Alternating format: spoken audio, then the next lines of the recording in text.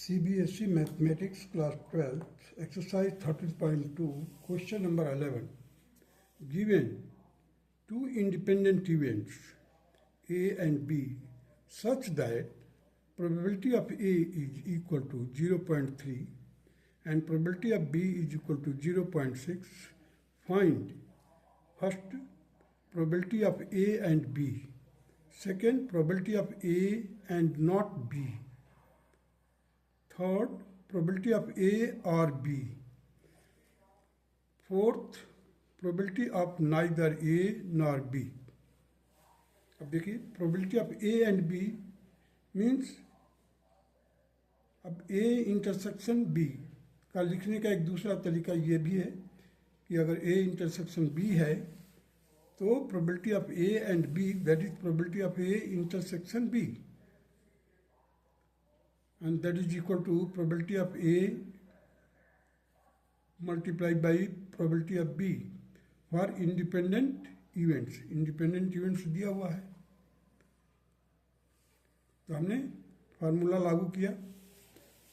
Probability of A intersection B will be equal to probability of A into probability of B, that is 0.3 probability of A and 0.6 is probability of B. Multiply किया 0.18. 0.18 is the required answer of the first part. Now the second part, probability of A and not B means B नहीं होना चाहिए, मतलब complement of B. Universal set में यदि आपने set का theory याद किए हैं तो नॉट बी का मतलब हो गया complement of B. So A and not B का मतलब हो गया बी का होगा डैश से, that can be represented here like this. अब एंड है यहाँ पर, तो एंड की जगह पर हमने इंटरसेक्शन लगाया था, यहाँ पर भी एंड की जगह पर इंटरसेक्शन लगाया, लेकिन नॉट बी की जगह पर हमने क्या लगाया यहाँ पर B dash. B dash represent करता है complement of B, set B. So probability of A minus probability of A intersection B. अब ये चीज को इस तरह से भी एक्सप्रेस किया जा सकता है, probability of A minus probability of A intersection B. Intersection वाला जो पार्ट है, अगर वेन डायग्राम याद है तो अगर ए और बी का जो इंटरसेक्शन वाला पार्ट है उसको माइनस करने के बाद में ए में से वही चीज़ मिलेगा जो इन दोनों का इंटरसेक्शन आएगा. A intersection probability of B, that will be probability of A minus probability of A intersection B. अब यहाँ पर ये चीज़ को समझने की जरूरत है, ये फार्मूले को. नाउ आज probability of A is equal to क्या है 0.3 minus probability of A intersection B. देखिए यहाँ पर वर्कआउट किए हैं हमने 0.18 रख दिया और 0.3 में से 0.18 माइनस किया, you will get 0.12 and this is the required answer. Now third part of it, that is probability of A or B. A or B का मतलब है यूनियन, और का मतलब है यूनियन से लिया जाएगा. So probability of A union B will be equal to De Morgan theorem के अनुसार. देखिए probability of A plus probability of B minus probability of A intersection B. Probability of A intersection B. So A की जगह पर हमने लिखा 0.3, B की जगह पर रखा हमने 0.6 और probability of A intersection B that is equal to 0.18. A intersection B that is 0.18. इसको फर्दर सॉल्व किया हमने 0.9 minus 0.18 that is equal to 0.72. And this is the required answer of the third part, question number 11. Now come to the fourth part. Probability of neither A nor B. A भी नहीं होना चाहिए और B भी नहीं होना चाहिए, मतलब कॉम्प्लीमेंट. ए का कॉम्प्लीमेंट और बी का कॉम्प्लीमेंट दोनों का इंटरसेक्शन लिया जाएगा. ए का कम्प्लीमेंट और बी का कम्प्लीमेंट। और जब हम ए का कम्प्लीमेंट और बी का कम्प्लीमेंट, इससे पहले हमने फार्मूले को पढ़ा था कि ए, देखिए, probability of A intersection, sorry, probability of A dash intersection B dash will be equal to probability of A union B करके, ये जो दोनों का डैश बाहर कर दिया है, फार्मूला है, इसको याद कर लीजिए। Probability of A union B करके और उसके ऊपर कम्प्लीमेंट, मैंने ए यूनियन बी दोनों को जो मिलाने के बाद जो सेट बचता है उसको हटा दो पहले तो, और जो वेन डायग्राम में बचेगा वो क्या होगा, ए यूनियन बी का कम्प्लीमेंट होगा। That can be written like this, the probability of A union B का complement or probability of complement of A union B, that will be equal to 1 minus probability of A union B। 1 minus, क्यों 1 है, क्योंकि पूरा मालूम है कि probability 1 होगा पूरा, तो that will 1 minus probability of A union B, that will be equal to 1 minus 0.72 and it will be equal to 0.28, and this is the required answer of the fourth part. Now come to the 12th, question number 12. A die is tossed thrice. एक die को 3 बार toss किया जाता है। Find the probability of getting an odd number at least once. कम से कम एक बार। Odd number के कौन कौन से ऑड नंबर हैं डाइस पर, डाई के ऊपर? 1, 3, 5। इवन नंबर कौन कौन से हैं? 2, 4, 6। So probability of getting an odd number in a single throw of die is 3 by 6, that is 1 by 2. Similarly, the probability of getting an even number, that is 3 by 6, it will be also 1 by 2. So probability of getting an even number 3 times.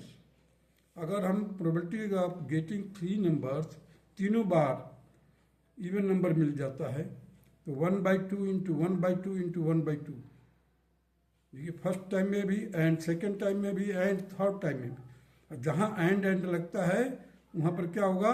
Multiply. So it will be equal to 1 by 8। तो probability of getting an odd number at least once, that will be equal to 1 minus probability of getting an odd number in none of the throw. None of the throw माने किसी भी throw में, 3 बार throw किया जा रहा, किसी में भी अगर ऑड नंबर नहीं मिलता है उसकी प्रोबेबिलिटी देखिए और उसको 1 में से माइनस कर दीजिए। So you will gate 1 minus probability of getting N even number thrice. अब तीनों बार अगर हमें इवन नंबर मिलता है, इसी को same statement, probability of getting an odd number in none of the throw. None of the throw का मतलब किसी भी थ्रो में हमारे को ऑड नंबर नहीं मिलता है। इसका मतलब क्या है? Probability of getting N even number thrice. और इवन नंबर का हमने क्या निकाला था?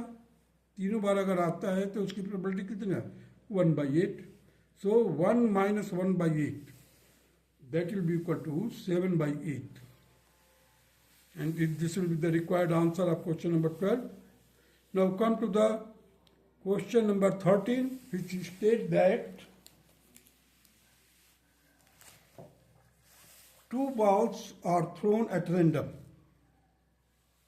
2 balls are drawn at random with replacement from a box containing 10 black and 8 red balls. Find the probability that both balls are red. First part. Second part में है first ball is black and second is red. Third case में है one of them is black and other is red. अब देखिए 2 ball drawn किया जाता है। एक ये बॉक्स मैं बनाया हूँ, उसके बॉक्स के अंदर है 10 ब्लैक और 8 red ball. 2 balls are drawn at random। अब देखिए both balls are red, तो क्या होगा? Total number of the balls कितने हैं पहले तो देखिए, 10 + 8 18। सो probability of red will be equal to 8 upon 18। Total ball हो गया 18, 8 upon 18, that will be 4 by 9 in the first draw. Now the ball is replaced after the first draw. Again you are going to find the probability of red. Then 8 by 18, that is again 4 by 9 in the second draw. क्योंकि ball को आप replace कर रहे हैं, replace का मतलब है दोबारा से उसी में रख दे रहे हैं. सॉरी.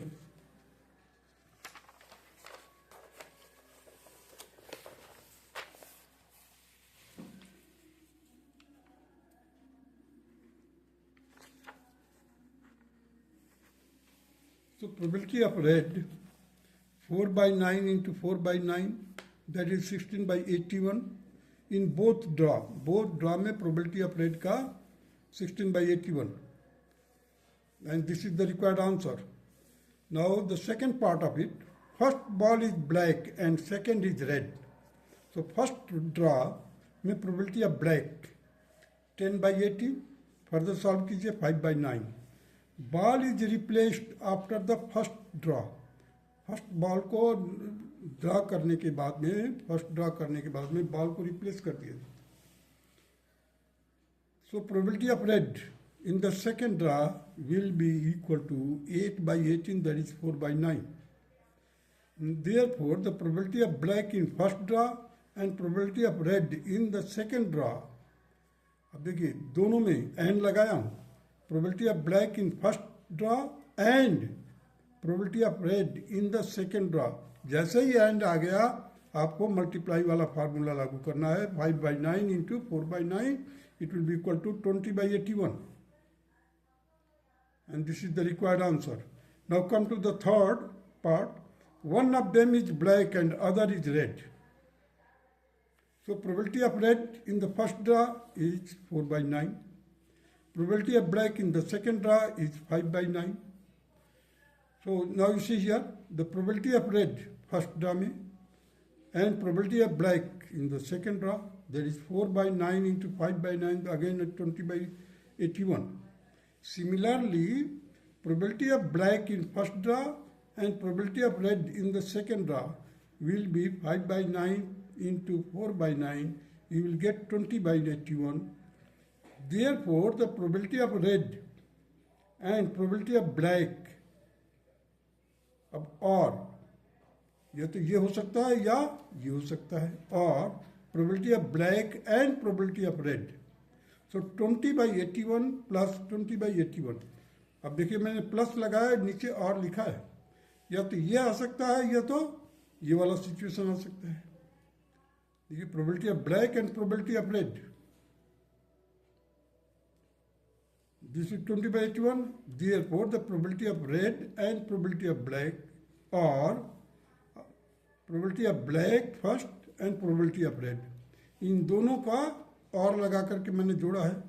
और जोड़ने का मतलब क्या है? Plus. So 20 by 81 plus 20 by 81, it will be equal to 40 divided by 81. And this is the required answer of question number 30. That's all.